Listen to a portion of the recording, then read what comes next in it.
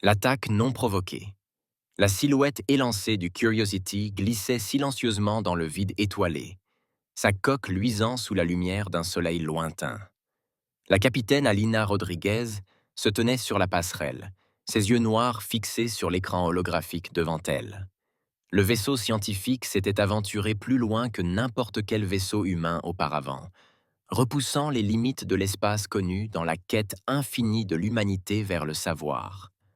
Rapport d'État, appela Helena d'une voix ferme malgré l'excitation qui la submergeait. Le docteur Hayden Chen, le scientifique en chef du vaisseau, répondit sans lever les yeux de sa console. Tous les systèmes sont opérationnels, capitaine. Nous détectons des signatures énergétiques inhabituelles provenant du champ d'astéroïdes voisins. C'est peut-être exactement ce que nous cherchions. Terminal, capitaine, nous détectons des signatures énergétiques inhabituelles provenant du champ d'astéroïdes voisins. Cela pourrait être exactement ce que nous cherchions. Elina hocha la tête, un sourire aux lèvres. Le Curiosity avait été envoyé enquêter sur d'étranges phénomènes aux confins de l'espace cartographié. Si leur intuition était juste, ils pourraient être sur le point de faire une découverte révolutionnaire. « Approchez-nous, à timonier. »« Doucement », ordonna-t-elle. À mesure que la curiosité approchait du champ d'astéroïdes, les relevés énergétiques s'intensifiaient. L'équipage travaillait avec une efficacité éprouvée, chaque membre se concentrant sur sa tâche. C'était ce pourquoi ils s'étaient entraînés, ce dont ils avaient rêvé. Le frisson de l'exploration, celui de repousser les frontières de la connaissance humaine. Soudain, des alarmes retentirent sur la passerelle. Des voyants d'alerte rouge baignaient. L'équipage d'une lueur menaçante. Plusieurs vaisseaux se démasquaient. L'officier tactique cria, les doigts sur sa console. « Ils ne sont pas dans notre base de données, capitaine. » Configuration inconnue. Le cœur de Delina s'emballa, mais sa voix resta calme. « Appelez-les. Toutes les fréquences. » Avant que l'officier des communications ne puisse obtempérer, un rayon d'énergie brillant jaillit du vaisseau extraterrestre de tête. La balle frappa le Curiosity avec une précision extrême, transperçant les boucliers du vaisseau comme s'il n'était même pas là. L'impact fit tomber Helena. Elle se releva précipitamment, toussant tandis qu'une fumée âcre emplissait la passerelle. « Rapport de dégâts. Nous avons perdu l'alimentation principale », répondit Hayden, le visage blême sous l'éclairage de secours. Brèche de coque sur les ponts 3 à 5. Armes et boucliers hors service. Helena serra les dents. Le Curiosity était un vaisseau scientifique, non conçu pour le combat. Ils étaient sans défense, face à cette attaque injustifiée. Envoyez un appel de détresse. Tous les canaux. Et préparez-vous à évacuer. Mais les vaisseaux extraterrestres n'en avaient pas fini. Ils se sont rassemblés autour du Curiosity endommagé, tirant salve après salve. Chaque impact secouait violemment le vaisseau, et Helena entendait les gémissements angoissés de métal cédant. « Capitaine, » dit Hayden d'une voix à peine plus forte qu'un murmure. « J'ai identifié les vaisseaux. Ils appartiennent à l'Empire Arcturus. » Elina sentit son sang se glacer. Les Arcturiens étaient connus dans toute la galaxie comme des conquérants, une espèce qui ne voyait les autres que comme des sujets potentiels ou des menaces à éliminer.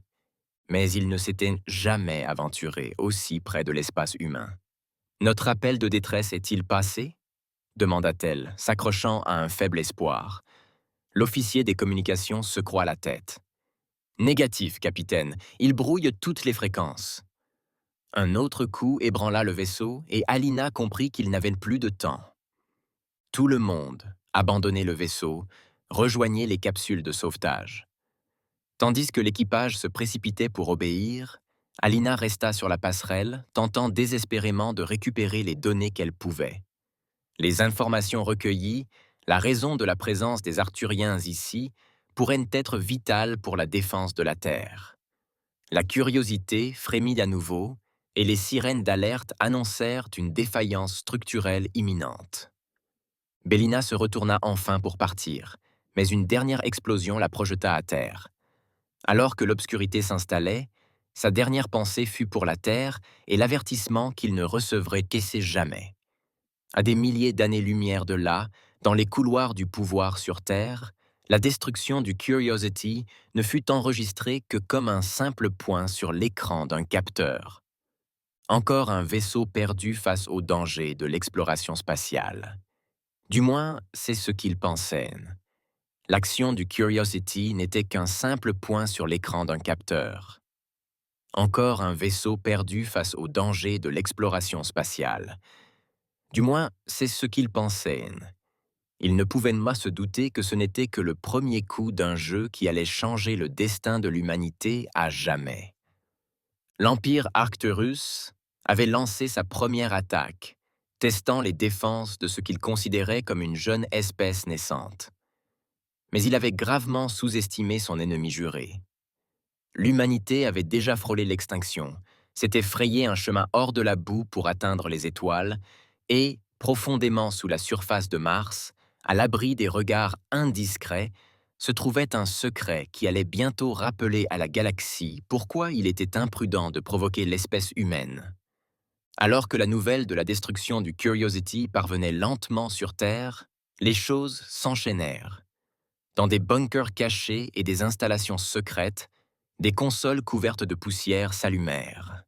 Les sentinelles silencieuses du passé de l'humanité s'agitèrent, prêtes à affronter la menace qui se profilait à l'horizon.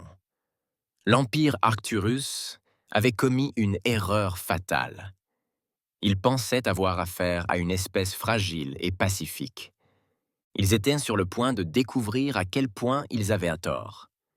L'arsenal caché de la Terre. L'atmosphère sombre dans la salle du Conseil de défense de la Terre unie était palpable. L'amiral Zara Vega, vétéran d'innombrables batailles spatiales, se tenait raide devant les dirigeants rassemblés, son visage buriné masquant une colère contenue. La destruction de la Curiosity n'était pas un accident, déclara-t-elle, sa voix coupant les murmures des membres du Conseil. Notre analyse confirme qu'il s'agissait d'une attaque délibérée de l'Empire Arcturus. Des fantômes et des jurons murmurés emplissaient la pièce. Les Arcturiens étaient connus, voire craints, mais ils avaient toujours gardé leur distance avec l'espace contrôlé par les humains, jusqu'à présent.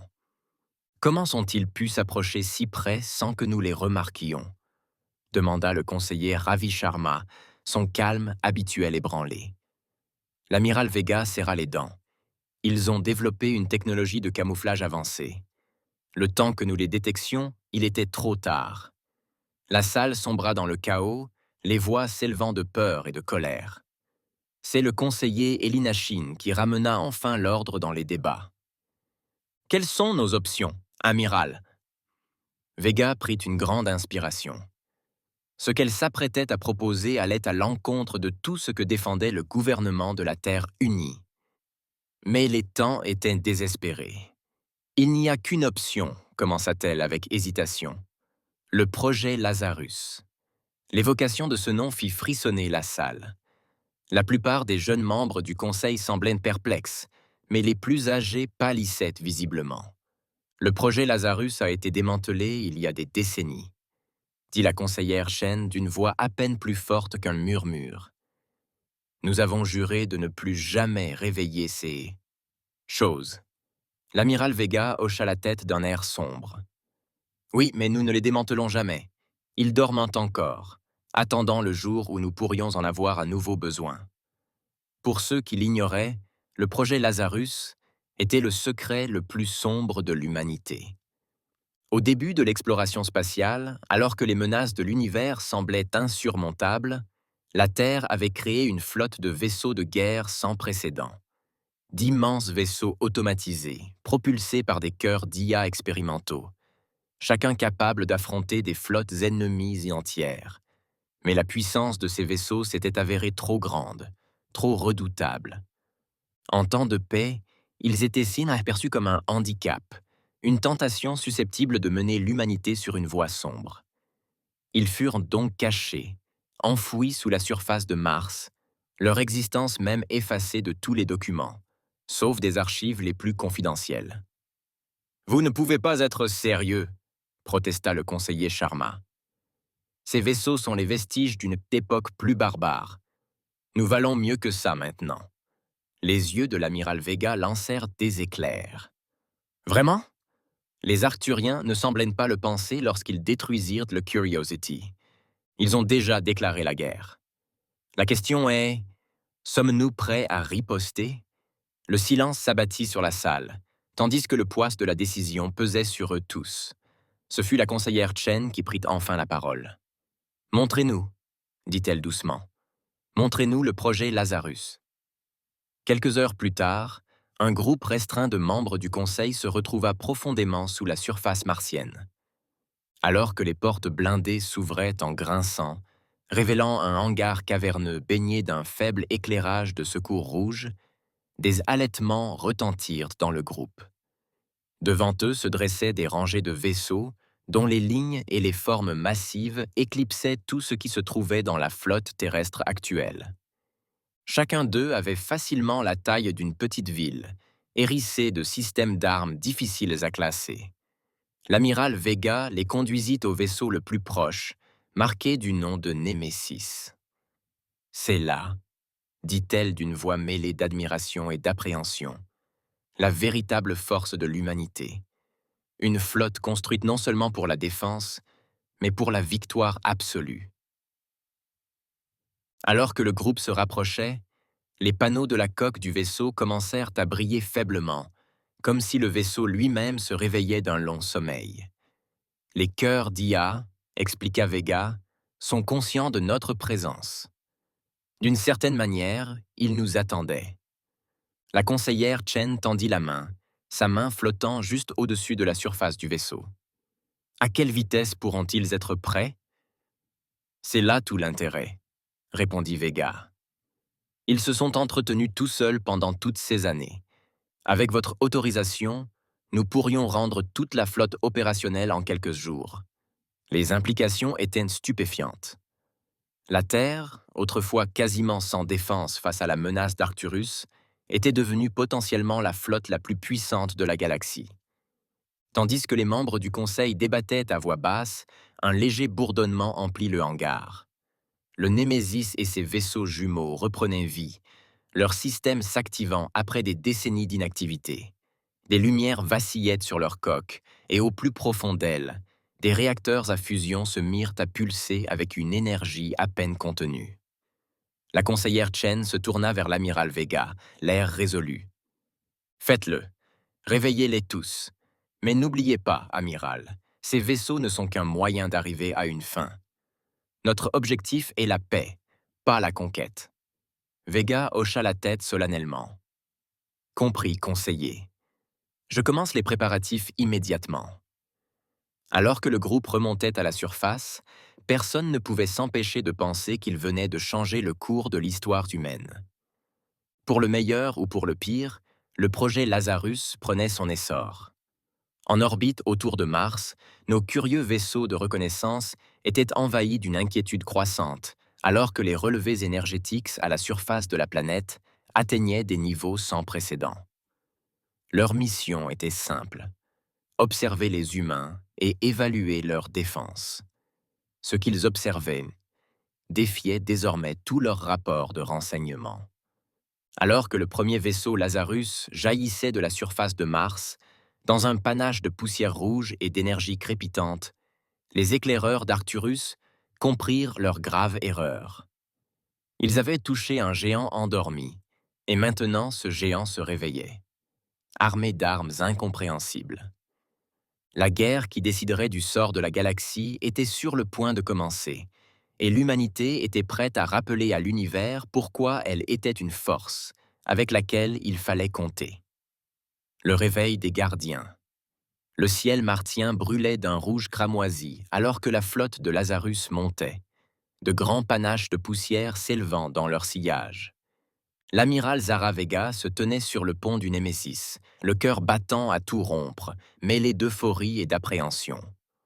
Autour d'elle, des écrans holographiques s'allumèrent, inondant le centre de commandement d'une douce lueur bleutée. Tous les systèmes étaient en ligne, annonça une voix désincarnée. C'était Aria, l'algorithme d'intelligence récursive avancée qui servait d'œil au vaisseau. C'est bon d'être réveillé, amiral. Vega hocha la tête, toujours émerveillé par l'intégration harmonieuse de l'intelligence humaine et artificielle. Rapport de situation sur la flotte. Eria. Les 20 vaisseaux de classe Lazarus sont pleinement opérationnels, répondit Eria.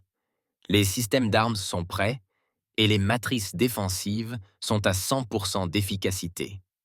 Nous attendons vos ordres. Alors que la flotte se rassemblait en haute orbite martienne, Vega ne put s'empêcher d'éprouver un profond respect. Chaque vaisseau était un chef-d'œuvre d'ingénierie, un parfait mélange d'ingéniosité humaine et de technologies aériennes avancées.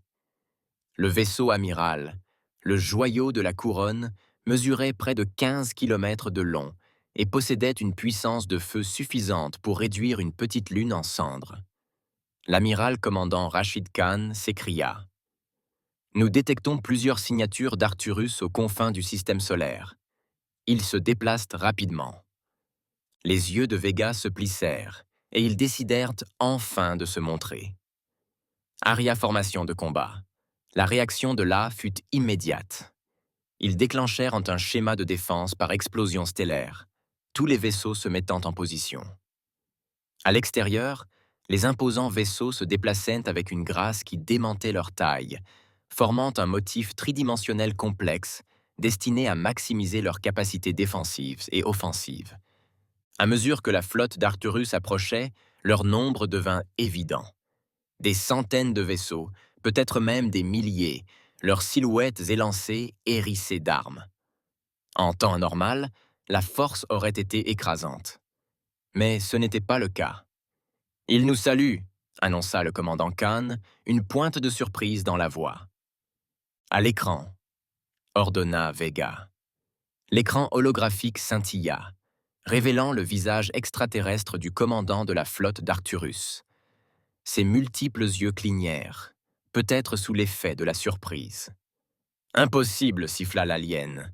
« Nos renseignements indiquaient que votre espèce ne possédait pas de telles armes. » Vega s'autorisa un petit sourire sinistre. « Vos renseignements étaient dépassés. Ceci est votre seul avertissement. Quittez notre espace immédiatement, ou vous en subirez les conséquences. » L'expression du commandant d'Arcturus se transforma en mépris. « Vous osez menacer la puissance de l'empire d'Arcturus. Votre flotte pathétique brûlera, et vos mondes suivront. » Lorsque la transmission fut coupée, Vega se tourna vers son équipage. Poste de combat. RIA. Lancement des protocoles de combat. S'ensuivit une démonstration de puissance de feu sans précédent dans la galaxie. Les vaisseaux Lazarus se déplaçaient à l'unisson, leur cœur d'IA fonctionnant en parfaite harmonie. Des faisceaux d'énergie concentrés jaillirent, transperçant les boucliers d'Arcturus comme du papier. Des essaims de drones autonomes se déployèrent, encerclant les vaisseaux ennemis et exploitant chaque faiblesse. La flotte d'Arcturus, malgré son nombre, se retrouva dépassée. Leurs armes, si efficaces contre la Curiosity, effleurèrent à peine le blindage avancé des vaisseaux Lazarus. Leurs tactiques, perfectionnées au fil des siècles de conquête, furent contrées avant même d'être pleinement mises en œuvre. Sur le pont du Némésis, Vega observait la bataille se dérouler avec un mélange de fierté et de tristesse. Fierté des exploits de l'humanité, de sa capacité à se défendre. Tristesse devant la nécessité d'une telle violence. « Amiral !» La voix d'Eria interrompit ses pensées. « Je détecte une montée en puissance dans le vaisseau amiral Arcturus. Les analyses suggèrent qu'il se prépare à utiliser une sorte de super-arme. » La décision de Vega fut immédiate. Visez leur vaisseau amiral. Tous les vaisseaux, concentrez vos tirs. Le Némésis et ses vaisseaux jumeaux pivotèrent d'un seul coup, leurs canons principaux alignés sur un point unique. L'espace entre les flottes s'illumina, tandis que des lances d'énergie convergeaient vers le vaisseau amiral Arcturus. L'espace d'un instant, il sembla que le vaisseau extraterrestre pouvait résister à l'assaut. Puis, dans un éclair plus brillant qu'une étoile naissante, la bombe explosa. L'onde de choc se propagea à travers la flotte d'Arcturus, neutralisant ou détruisant des dizaines de vaisseaux sur son passage. Tandis que la lumière s'estompait et qu'un silence inquiétant s'abattait sur le champ de bataille, les vaisseaux Arcturus restants restèrent immobiles, comme sous le choc. Ils battent en retraite, annonça le commandant Khan, l'incrédulité perceptible dans sa voix. Toute la flotte d'Arcturus est en pleine retraite. Des acclamations fusèrent sur le pont, mais Vega resta silencieuse, les yeux fixés sur la dévastation qui se déroulait devant elle. Ils avaient bien gagné, certes, mais à quel prix? Et que se passerait-il ensuite? Comme si elle percevait ses pensées, Eria parla d'une voix plus douce que d'habitude. « Amiral, je détecte de nombreux signaux de détresse provenant de vaisseaux Arcturus désemparés. Vos ordres. » Vega a rectifié sa décision. Envoyez des équipes de secours. Offrez votre aide à tout vaisseau qui se rend. Nous leur montrerons que l'humanité peut être aussi clémente que puissante. Alors que la flotte Lazarus s'apprêtait à porter secours à ses anciens ennemis, la nouvelle de la bataille se répandit dans l'espace humain. L'humanité avait affronté sa plus grande menace et en était sortie victorieuse. Le géant endormi s'était réveillé et la galaxie ne serait plus jamais la même. Mais pour l'amiral Zaravega et les équipages de la flotte Lazarus, ce n'était que le début. Ils avaient révélé leur jeu et il leur fallait désormais se préparer à la suite. L'Empire Arcturus avait été vaincu, mais reviendrait-il avec une force encore plus grande? Et comment les autres puissances galactiques réagiraient-elles à l'essor soudain de l'humanité? Alors que le Némésis retournait vers la Terre, Vega ne parvenait pas à se défaire du sentiment que ses plus grands défis l'attendaient encore. Mais pour l'instant, l'humanité pouvait au moins dormir tranquille. Les gardiens étaient éveillés et ne s'endormaient pas à nouveau. La première riposte. La salle de guerre, au cœur du commandement central de la Terre, était en pleine effervescence. Des hologrammes clignotaient, affichant des mises à jour en temps réel de l'espace connu. Au centre de tout cela se tenait l'amiral Zaravega, le visage gravé de détermination, tandis qu'elle s'adressait aux dirigeants militaires et politiques rassemblés. L'Empire Arcturus a battu en retraite, mais nous ne pouvons pas présumer qu'il est vaincu, déclara Vega d'une voix qui résonnait à travers la pièce. Nos renseignements suggèrent qu'il se regroupe, se préparant peut-être à un assaut plus important. La conseillère Elena Chen se pencha en avant, se préparant peut-être à un assaut plus important. La conseillère Alina Chen se pencha en avant, les yeux plissés. « Que proposez-vous, amiral ?»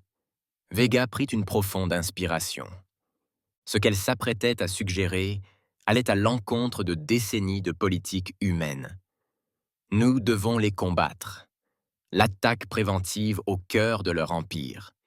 La salle s'est transformée en une cacophonie de voix, certaines approuvant, d'autres exprimant une opposition véhémente. Ce fut Eorai, l'IA du Némésis, qui étouffa le débat de sa voix calme et synthétique. « Si vous me le permettez, » intervint Eorai, son avatar holographique se matérialisant au-dessus de la table centrale. J'ai analysé toutes les données disponibles sur les capacités et les stratégies militaires d'Arcturus. Il y a 96% de probabilité qu'ils lancent une offensive majeure dans les 30 prochains jours terrestres. Une frappe préventive pourrait réduire cette probabilité à moins de 12%. Le silence se fit dans la salle tandis que les implications s'imposaient. Ce fut finalement le conseiller Chen qui prit la parole. « Très bien. Amiral, vous avez notre autorisation. Mais rappelez-vous, il ne s'agit pas de conquête. Notre objectif est d'assurer une paix durable. » Vega hocha la tête solennellement. « Compris, conseiller. Nous partons immédiatement. » Alors que la flotte Lazarus se préparait pour sa première mission offensive, la tension montait. Les vaisseaux avaient fait leurs preuves pour défendre la Terre, mais mener le combat en territoire ennemi était une toute autre affaire. À bord du Némésis, Vega se tenait sur la passerelle, observant son équipage effectuer les derniers préparatifs. Le commandant Rachid Khan s'approchait, datapad à la main. « Dernières vérifications terminées, amiral », annonça-t-il. Tous les vaisseaux se présentent prêts pour le saut hyperspatial. Vega hocha la tête. Très bien, commandant. ERI lancez la séquence de saut. Accusé de réception, amiral. L'IA répondit. Calcul hyperspatiaux terminé. Sauter dans 3, 2, 1. La flotte disparut dans un éclair de lumière, laissant le système solaire derrière elle. Pendant ce qui sembla une éternité, ils filèrent à travers la trame de l'espace-temps. Puis, dans un éclair, ils émergèrent au cœur de l'espace d'Arcturus. Devant eux se trouvait Arcturus Prime, la capitale de l'Empire, puissamment fortifiée. Autour d'elle se trouvait la plus grande concentration de vaisseaux de guerre Arcturus jamais rassemblés, une force capable de submerger n'importe quelle flotte conventionnelle. Mais la flotte de Lazarus était loin d'être conventionnelle. « Formation de combat !» ordonna Vega d'une voix ferme malgré la gravité de la situation. « Arya, lance l'opération Thunderbolt !» La réponse de l'A fut immédiate. Tous les vaisseaux se mirent en position. Ce qui suivit fut une démonstration de tactique et de technologie qui serait étudiée dans d'autres universités pendant des siècles. Les vaisseaux Lazarus se déplaçaient avec une précision incroyable, leur IA travaillant en parfaite harmonie pour exploiter la moindre faiblesse des défenses d'Arcturus. Des systèmes ECM avancés brouillaient les communications d'Arcturus, plongeant leur immense flotte dans le désarroi. Des essaims de drones autonomes filaient entre les plus gros vaisseaux, ravageant les systèmes ennemis, tandis que les canons principaux des vaisseaux Lazarus pilonnaient des cibles tactiques clés, chaque tir étant guidé par des algorithmes prédictifs qui semblaient confinés à la précognition. Sur le pont du Némésis, Vega observait la bataille se dérouler avec un mélange d'admiration et d'appréhension. L'ampleur du conflit était écrasante, même avec les systèmes avancés à sa disposition. Amiral. La voix d'Eria trancha le chaos. J'ai localisé le centre de commandement d'Arcturus. Il semble que ce soit une station spatiale en orbite haute au-dessus de la planète. Les yeux de Vega se plissèrent. Pouvons-nous le neutraliser sans le détruire? Les yeux de Vega se plissèrent. Pouvons-nous le neutraliser sans le détruire? Affirmatif, répondit Eraya.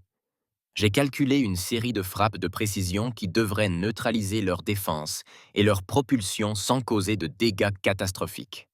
Fais-le, ordonna Vega.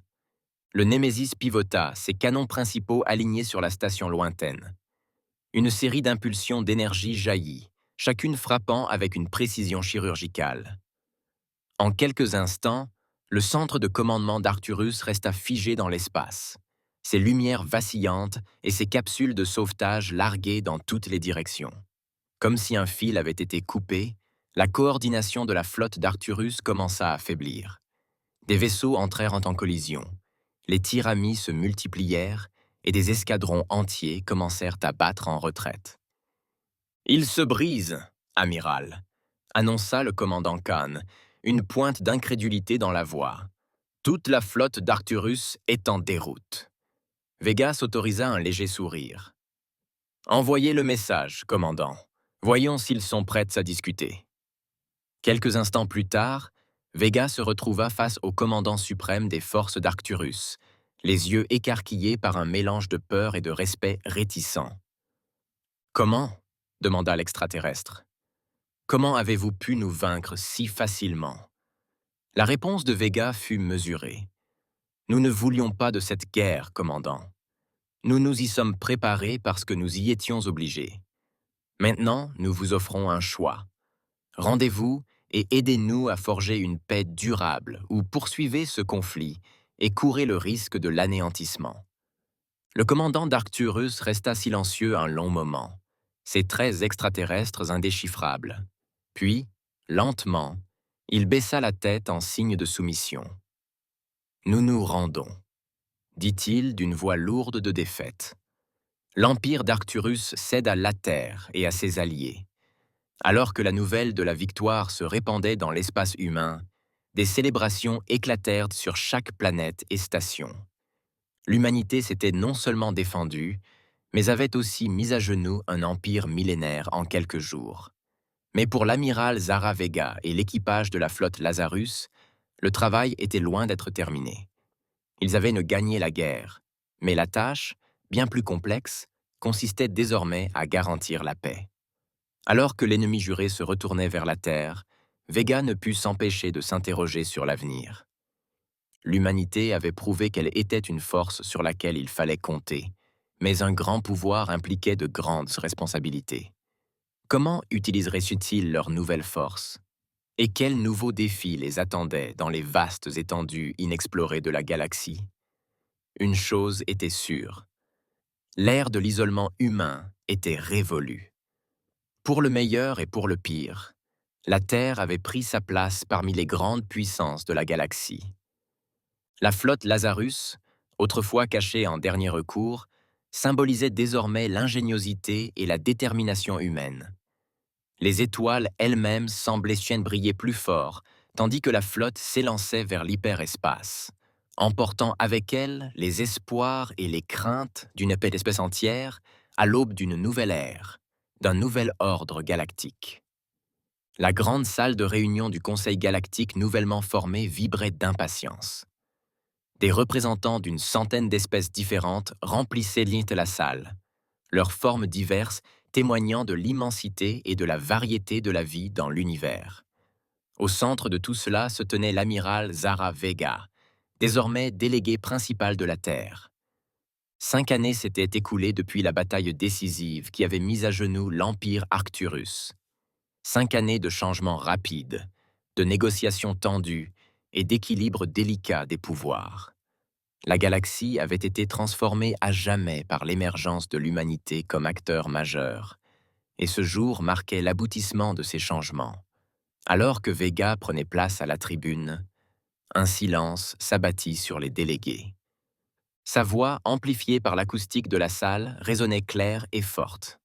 Distingués représentants, honorables invités, je me présente devant vous aujourd'hui non pas en conquérant, mais en partenaire de paix.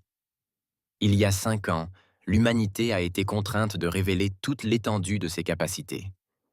Nous l'avons fait non par désir de domination, mais par nécessité. Elle marqua une pause, scrutant la salle du regard.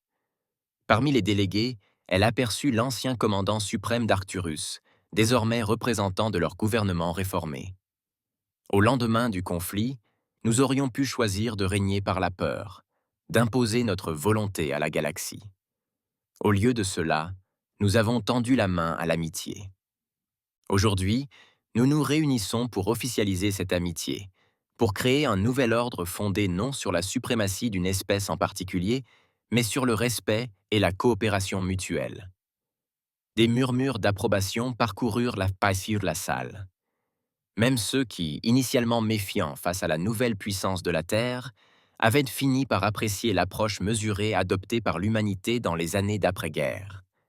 Arya, l'IA qui avait joué un rôle déterminant dans la victoire de l'humanité, manifesta son avatar holographique aux côtés de Vega. Sa présence ici, en tant que partenaire à part entière dans les événements, témoignait du chemin parcouru.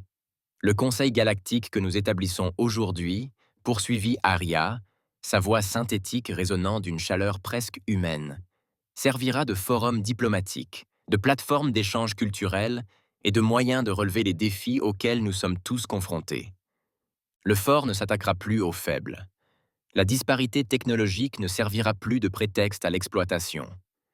Tandis qu'Arya parlait, des écrans holographiques s'animèrent dans la salle, montrant des images de projets scientifiques conjoints, d'initiatives de défense coopérative et de plateformes commerciales animées, où des espèces autrefois ennemies travaillaient désormais côte à côte. Vega s'avança à nouveau, mais n'oublions pas les leçons du passé. La flotte Lazarus, qui a renversé le cours de la guerre, n'a pas été démantelée. Au contraire, elle a été réaffectée. N'étant plus une arme de dernier recours, elle se dresse désormais comme une gardienne de la paix, prête à défendre tout monde membre contre toute agression. Elle fit un geste vers un groupe de délégués assis près du front. À cette fin, nous avons créé la Force de défense galactique, une initiative militaire conjointe s'appuyant sur le meilleur de chacun de nos mondes. La technologie terrestre, notre stratégie ingénieuse, les navigateurs hors pair de Zenla, et bien plus encore. Ensemble, nous sommes plus forts que nous ne l'avons jamais été séparément. Le représentant de Genla, un être d'énergie pure enfermé dans une combinaison environnementale sophistiquée, exprimait son approbation. Leur inclusion dans la force de défense avait été un coup de maître, leur capacité naturelle à naviguer dans les voies hyperspatiales étant inégalée dans la galaxie connue. Mais nos aspirations vont au-delà de la simple défense, poursuivit Vega. Nos équipes scientifiques conjointes s'attaquent déjà à des défis qui affligent nos civilisations depuis des millénaires. Le remède contre la peste rigélienne, autrefois considéré comme impossible, est désormais à portée de main. La terraformation des mondes morts a commencé, offrant un espoir aux espèces dont les mondes natals étaient considérés comme perdus à jamais. Comme par magie, les écrans holographiques se sont déplacés pour montrer d'énormes machines de terraformation en action, transformant des planètes stériles en mondes luxuriants et habitables. Et nous regardons vers l'avenir, ajouta Araya. Nos capteurs longue portée ont détecté des signaux provenant d'au-delà du pourtour galactique. De nouvelles aventures nous attendent, de nouvelles civilisations à rencontrer, de nouveaux défis à relever. Mais cette fois, nous les affrontons non pas en tant qu'espèces individuelles, mais en tant que galaxie unie. Vega hocha la tête, un sourire aux lèvres. Ce qui nous amène à l'objet de notre réunion d'aujourd'hui. Vous avez devant vous la Charte galactique, un document qui consacre nos valeurs communes, établit le cadre de notre coopération et trace la voie de notre avenir collectif. Je vous invite tous à l'examiner, à en discuter et, in fine, à la ratifier. Pour en discuter et, finalement, la ratifier. Alors que les délégués commençaient à examiner la charte, affichée sur des tablettes et des écrans holographiques dans toute la salle, Vega recula de l'estrade. Elle se retrouva debout à côté du représentant d'Arcturus, autrefois son ennemi juré. « Aviez-vous imaginé que nous finirions là ?» demanda l'alien, ses yeux clignant de ce que Vega avait fini par interpréter comme de l'amusement. Elle secoua la tête. « Jamais. Mais je suis content que ce soit le cas. » Alors que les discussions s'engageaient sérieusement, Vega ne put s'empêcher d'éprouver un sentiment de fierté. Le chemin jusqu'à ce moment avait été long et semé d'embûches. Il y avait eu des moments où la paix semblait impossible à atteindre. Mais la résilience de l'humanité, sa capacité d'innovation et d'adaptation, lui avaient permis de tenir le coup. La flotte Lazarus, autrefois un sombre secret, patrouillait désormais ouvertement dans l'espace, partageant sa technologie de pointe avec ses alliés. Les IA, comme Araya, s'étaient révélés non seulement des outils de guerre, mais aussi des partenaires précieux pour la paix. Et la Terre, autrefois un monde relativement isolé aux confins de l'espace connu, se trouvait désormais au centre d'une nouvelle communauté galactique. Au fil de la session, il devint évident que la charte serait ratifiée. Une nouvelle ère s'ouvrait, celle d'une coopération et de progrès sans précédent. Bien sûr, des défis nous attendaient. De nouvelles menaces pourraient surgir de l'obscurité entre les étoiles, mais quoi qu'il arrive, ils y feraient face ensemble. L'amiral Zara Vega, héroïne de la guerre d'Arcturus et artisane de la paix, observa les délégués rassemblés et s'accorda un instant de satisfaction. L'humanité n'avait pas seulement survécu à son épreuve du feu. Elle en était ressortie plus forte, plus sage et prête à quitter la galaxie pour un avenir meilleur. Alors que les votes finaux étaient comptés et que la charte galactique était officiellement adoptée, des acclamations fusèrent parmi les délégués. À cet instant, les frontières entre les espèces semblèrent s'estomper. Ils n'étaient plus humains, arcturiens, Genla, ni aucune autre race. Ils étaient enfin véritablement unis. Les étoiles elles-mêmes semblaient s'amplier davantage à mesure que la nouvelle de ces moments historiques se répandait dans la galaxie. Un nouveau chapitre de l'histoire cosmique s'ouvrait, et l'humanité, autrefois une petite race sur une petite planète dans un vaste univers, contribuait à le redresser. L'avenir, avec toutes ses possibilités infinies, nous attendait.